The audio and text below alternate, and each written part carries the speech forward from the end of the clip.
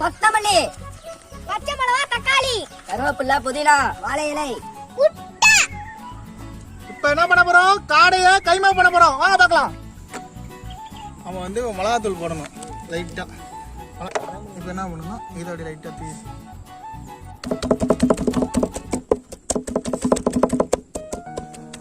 ஒரு வழியா என்ன பண்ணியாச்சுன்னா வச்சுக்க, நம்ம காடையை போட்டு அடி அடி அடிச்சு கைமா பண்ணியாச்சு.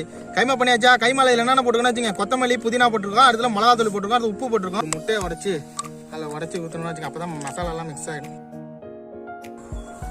அழகா என்ன பண்ண போறோம்னா வச்சுங்க, இதான் நம்ம பொரிக்க போறோம். Oh my God!